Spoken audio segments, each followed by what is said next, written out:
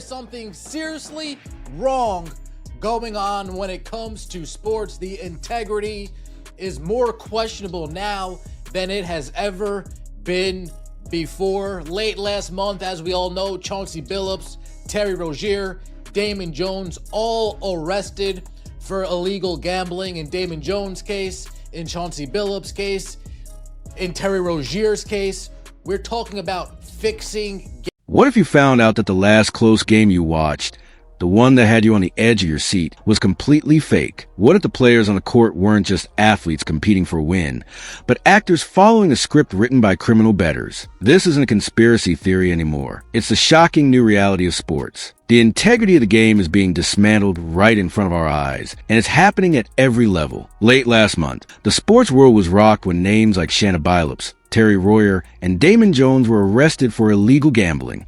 But this goes far beyond a few players placing bets. We're talking about fixing games, rigging outcomes for cash. And while these professional athletes were making headlines, a much deeper, more insidious cancer was spreading to the heart of college basketball. The NBA has an issue on their hand. You had the Michael Porter Jr., the Jontay Porter case. You had the Michael Beasley case that's still up in the air. Most recently, Terry Rozier, Jontay Bilips, Damon Jones. Basketball is in a place. Is something going to come down the pike when it comes to the WNBA? When it comes to WNBA leadership? WNBA officials, perhaps? WNBA players, perhaps? Going 2 for 15 on a random Wednesday night. This is a real crisis, and it's moving at a terrifying speed. Today, we're pulling back the curtain on a scandal that's threatening to destroy basketball. What you're about to see will change the way you watch sports forever. And before we dive deeper, if you want to stay ahead of the stories that the mainstream media is afraid to touch, make sure you hit that subscribe button and ring the bell. You won't want to miss what comes next. The recent arrests of pro players like Bilips and Roier feel like isolated incidents, but they're just a warning tremors before a massive earthquake. The real story is unfolding on college campuses, where 6 players have just been permanently banned from sport. But here's the terrifying part everyone is skipping over. These weren't connected schemes. This was 3 different schools, with 3 different groups of players, all independently discovering they could sell out their own teams. Never play college basketball again, nor will the former players at Mississippi Valley State and New Orleans.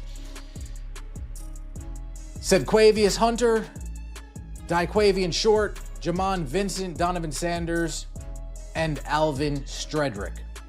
Freeman's case was first reported by CBS Sports in September. The NCAA uncovered his infractions while looking into a different case tied to former Fresno State basketball player Mikal Robinson.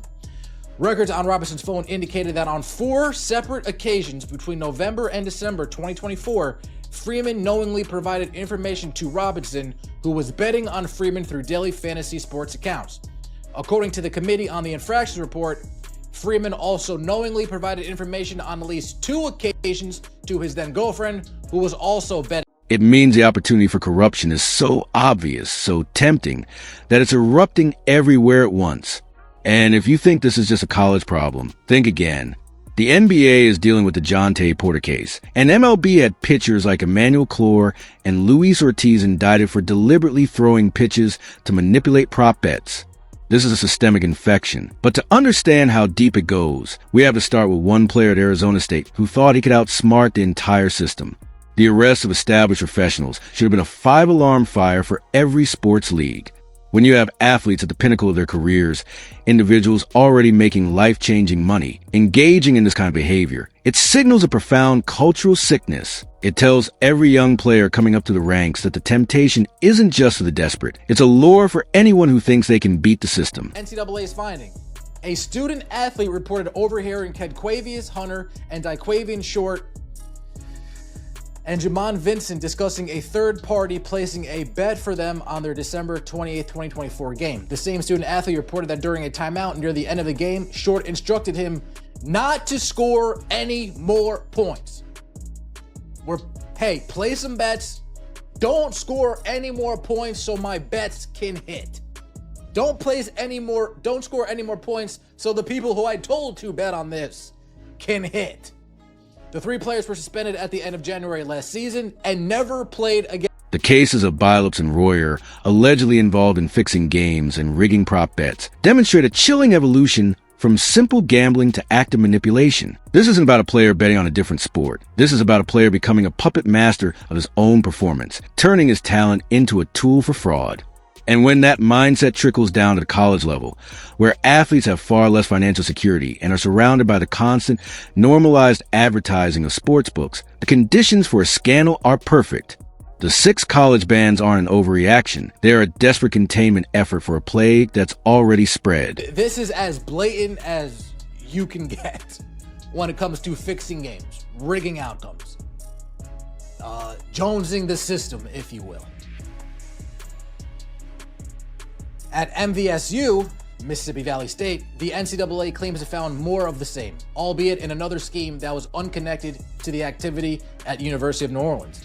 The NCAA's probe began with the team's 79-67 loss at Alabama A&M on January 6th, but as the investigation continued in 2025, they uncovered game fixing dating back to the week of Christmas last. The fact that 3 separate teams, with no known connection to each other, all hatched similar schemes simultaneously proves that the blueprint for corruption is now common knowledge. It's a playbook being passed around in shadows, and we are only seeing the chapters written by the sloppiest authors. The Jontay Porter situation in the NBA, where he allegedly limited his own participation to influence prop bets, and the MLB pitchers accused of taking velocity off their pitches, are not coincidences. They are confirmation that the entire ecosystem of professional and amateur sports is under a coordinated assault from within, fueled by the easy access and target opportunities provided by modern gambling markets. His name is B.J. Freeman, and he wasn't some bench warmer desperate for attention. He was the second leading scorer for Arizona State, averaging almost 14 points per game. A legitimate star with a future. But according to the NCAA, between November and December 2024, Freeman knowingly provided inside information to a former Fresno State player named Emanuel Robinson, who was betting on him through daily fantasy accounts. On at least 4 separate occasions, Freeman fed Robinson the details he needed to place winning bets. But he didn't stop there. He was also providing the same insider information to his own girlfriend, who was also betting on his performances. The scheme was straightforward. He would tell them to bet the over on his points, his 3-pointers, his assists, even his turnovers. Then he'd step onto the court and try to hit those exact numbers. He was no longer just playing basketball. He was performing to a financial script. 24 game, he overheard Donovan Sanders on the phone with an unknown third party talking about throwing the game, the NCAA states. Sanders asked the student athlete to participate in the call because the third party had told Sanders the individual intended to bet on the game and wanted to know that another of Sanders' teammates would participate in the scheme. The student athlete denied altering his performance or receiving money from Sanders or any other individuals. Sanders texted the same student athlete after the game and told him to delete their messages. When investigators finally caught up to him, Freeman panicked. He lied through his teeth. He denied sharing any information. He denied having a DraftKings account, even though the account was in his name and his email, and he had been funding it while at his previous school. He was watching his future evaporate in real time. And for what? We're not talking about millions of dollars here. This was a college kid throwing away a potential professional career for what was likely a few $1,000. The truly tragic part? He was kicked off the Arizona State team in February, but wasn't even for the gambling. He was apparently planning to transfer to UCF, thinking he had a second chance. Then the hammer came down. A permanent ban from the NCAA. His career is over. A stark warning to anyone else thinking of playing the same game. Bilips, Terry Rozier, Damon Jones, all arrested for illegal gambling in Damon Jones' case, in Jontay Bilips' case, in Terry Rozier's case.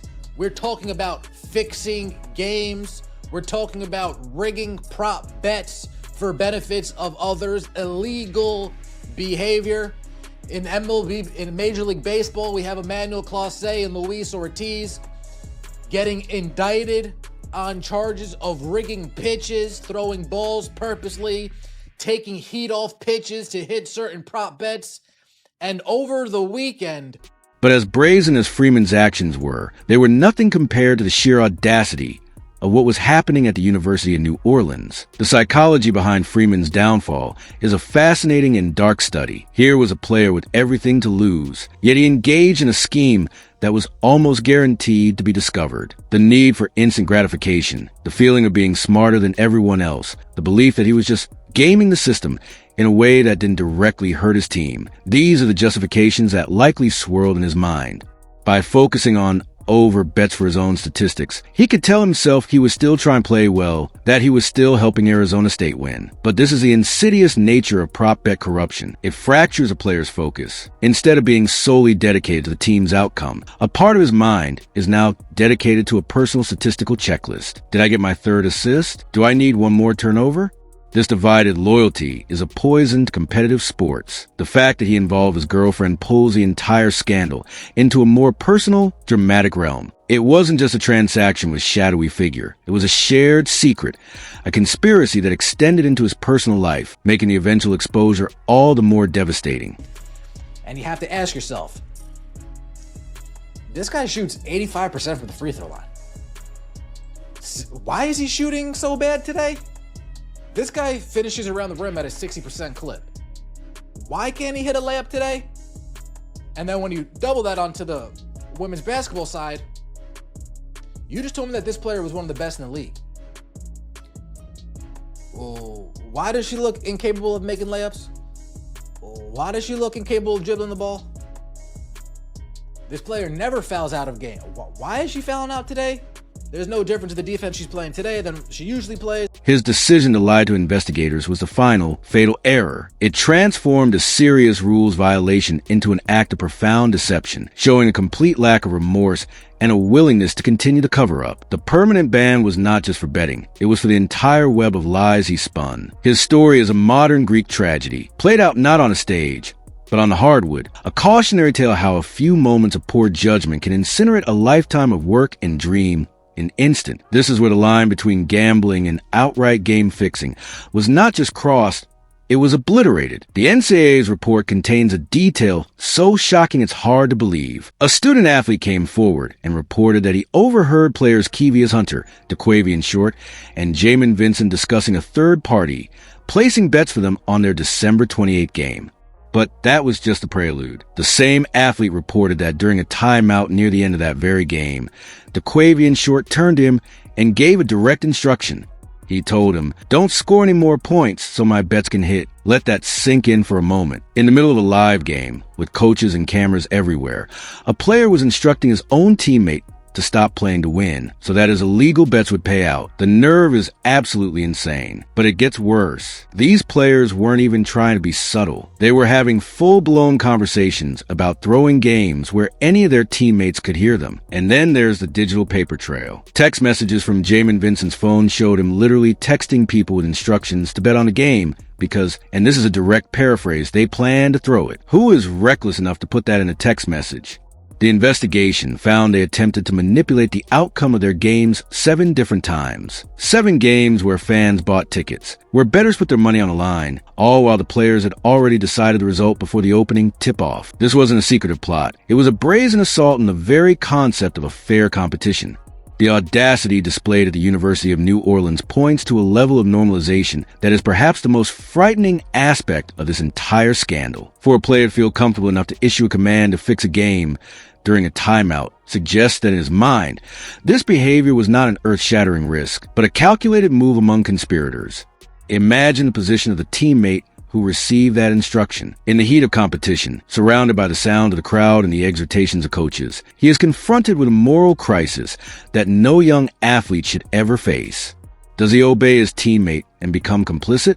Does he refuse and risk creating locker room tension, or worse? The fact that this was reported shows that at least one player had a conscience, but it also reveals a toxic environment that had been allowed to fester. The players discussing their schemes openly, as if it were just another strategy, indicates a complete erosion of ethical boundaries. They were not hiding in dark corners. They were operating in plain sight, emboldened by the belief that either no one would care or no one would dare speak up. The text messages are the digital equivalent of a signed confession. "We plan to throw it" is not a vague statement. It is a direct admission of intent to defraud. The 7 games they targeted represent 7 separate betrayals of their school, their fans, and the sport itself. Each of those games was a lie, a theatrical production where the outcome was predetermined, rendering the efforts of the honest players on the court meaningless, and making a mockery of everyone who paid for a ticket believing they were about to witness an honest competition. But just when you think it can't get more corrupt, the story shifts to Mississippi Valley State, where the scheme revealed a more organized, criminal element. The NCAA's probe there began with a specific loss to Alabama A&M on January 6, but soon uncovered game fixing that dated back to the Christmas holiday. The report describes a scene straight out of a crime drama. Before a game on December 21st, a student-athlete overheard player Donovan Sanders on the phone with an unknown third party, openly talking about throwing the game. Then, Sanders tried to recruit the teammate. He asked him to get on the phone because the bettor wanted confirmation that another player was in on the scheme. The student-athlete refused to participate. After the game, Sanders, knowing he was in dangerous territory, sent a follow-up text telling his teammate to delete all their messages. He knew it was wrong, and he knew he needed to cover his tracks. He just wasn't smart enough to realize that investigators can recover deleted texts. The NCAA also found that Sanders and another player, Alvin Street, were given money, cold, hard cash, to ensure that Mississippi Valley State lost that January 6 game. They were being paid to lose for their own team. This moves a scandal from dumb kids making mistakes into the realm of organized fraud. We now have text messages showing Short and Hunter discussing a $5,000 payout to throw a game, and they were on FaceTime calls with a known bettor who was directing them on what to bet on next. This is no longer just a violation of NCAA rules. This is criminal activity, and it's happening in locker rooms and on team buses. The Mississippi Valley State case removes any remaining doubt that this is a simple issue of youthful indiscretion. What we see here is the clear hand of external criminal influence reaching into a college program. The phone call where the bettor demands to speak to a second player is a critical moment. This isn't a player acting alone on a whim. This is an external actor methodically building a network of corruption within the team, ensuring his investment is secure by having multiple assets on the court. This is a level of sophistication and coercion that goes far beyond a player trying to make a quick buck on his own stats. The offer of $5,000 is a life-changing sum for many college students, a powerful lure designed to override their moral compass and commitment to their team.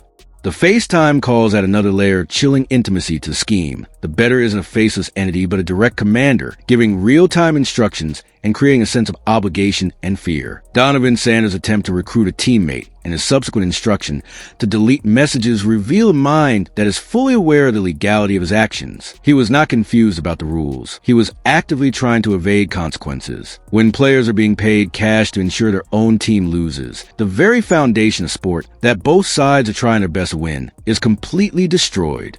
This is no longer a sports story. It is an organized crime story that happens to be using a basketball team as its vehicle. It raises alarming questions about who these external bettors are, how many other programs they have infiltrated, and what other means of pressure or persuasion they might be using on vulnerable young athletes. Now, you would think the governing body of college sports would be united in its fight against this corruption.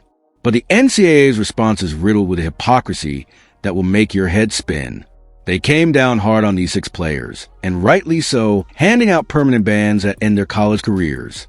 But then, as of November 1st, the NCAA did the unthinkable. They changed their rules to now allow college athletes to bet on professional sports. Let me repeat that.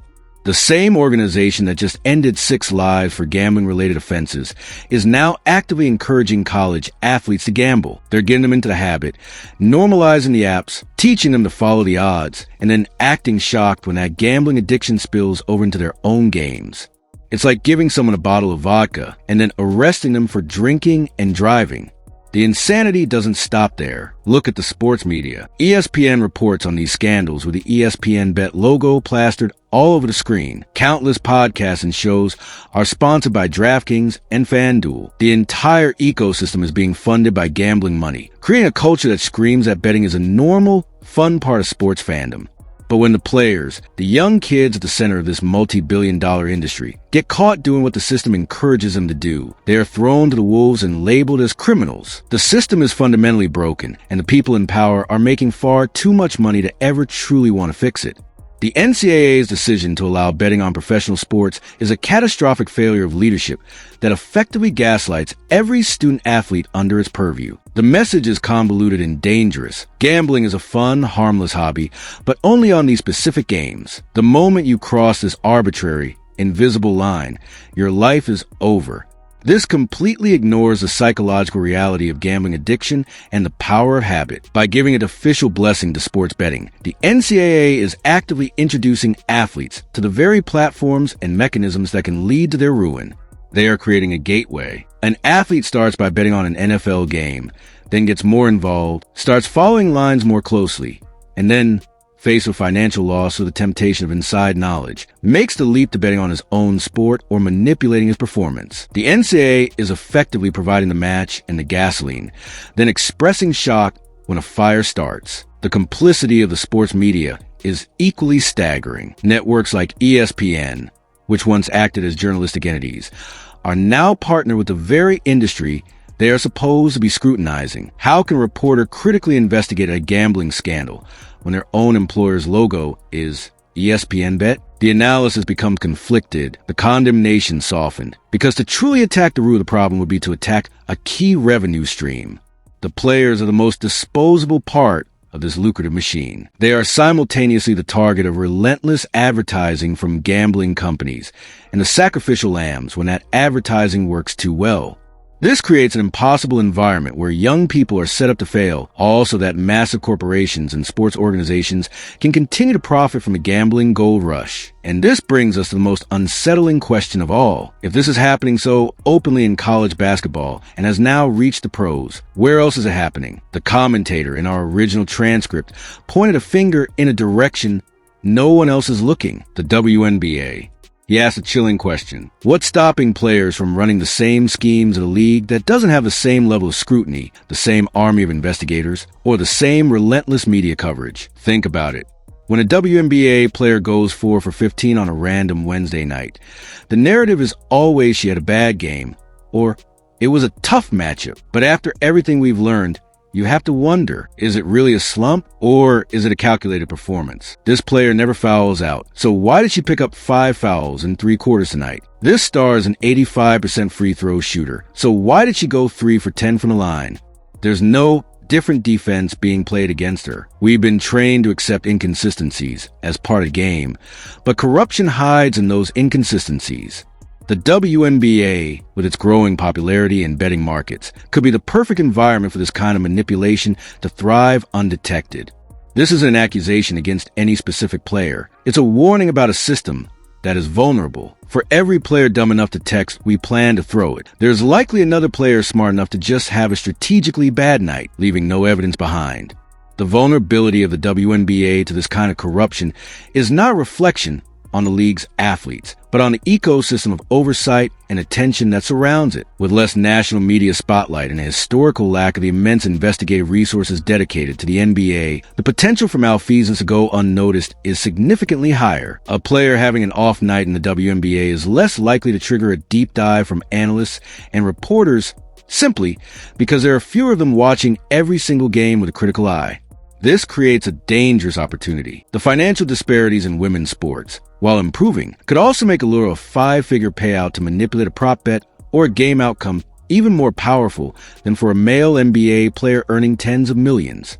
The betting markets on the WNBA are growing rapidly, meaning the financial incentive for criminals to target players is now very real. The method would not need to be brazen. It would simply need to be subtle. A point guard might deliberately miss a few more passes than usual. A post player might accidentally fumble a few easy rebounds. A star might shoot a few more contested shots early in the shot clock to keep her point total down. These are actions that, in isolation, look like simple mistakes, the kind that happen in every game.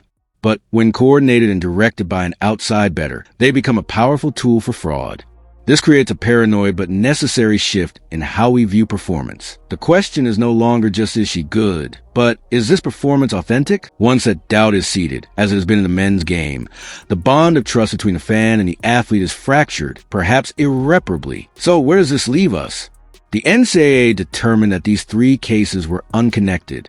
Arizona State, University of New Orleans, and Mississippi Valley State all had their own separate corruption rings. That's the scariest conclusion of all. This isn't a single virus that can be cured with one round of antibiotics. It's a pandemic. The incentives created by legalized prop betting are so powerful that they are corrupting the sport from the ground up. These 6 players are being made examples of, but they are merely the symptoms of a much larger disease. They lied, they cheated, and they defrauded everyone who loves the game. But the organizations that run the sports and the media companies that cover them are all complicit, fueling the very fire they claim to be fighting. The next time you watch a game and see a star player having a bizarrely off night, you'll remember the name B.J. Freeman. When you see a team inexplicably collapse in the final minutes, you'll think of Daquavian Short telling his teammate to stop scoring. The innocence of sports is gone, replaced by a constant, nagging doubt, and that doubt, more than any single scandal, is the true victory for the corruption that has poisoned the games we love. The unconnected nature of these scandals is a final, damning piece of evidence. There is no mastermind. There is only a system so rotten that the same criminal idea can spontaneously generate in 3 different locations at once. The common denominator is not a person, but an environment, the pervasive normalization of sports betting, the tantalizing accessibility of prop bets that allow players to bet on themselves, and a governing body that sends wildly mixed signals. The permanent bans for these 6 players feel like justice, but they are ultimately a superficial solution. They treat the symptoms while ignoring the raging fever of the patient. The real problem is that the economic incentives for corruption are now greater than the incentives for integrity for some individuals. Until the leagues and the media partners have the courage to confront their own role in this, to critically examine their partnerships with sportsbooks, and to advocate for the elimination of player-specific prop bets, the cycle will only continue. The fear for every true sports fan is that we have passed a point of no return. The genie of doubt is out of the bottle. We are now in an era where we must question the authenticity of every unexpected performance, every strange collapse, every statistical anomaly. The cynical lens is the true legacy of this corruption. It has stolen not just the integrity of individual games, but the very faith that allows us to invest our passion and emotion in the sports we love. If this deep dive into the dark side of sports opened your eyes, let us know in the comments what shocked you the most. And for more content that reveals the untold stories, don't forget to like, subscribe, and turn on notifications. The truth is, the next scandal is already happening. We just have to know where to look.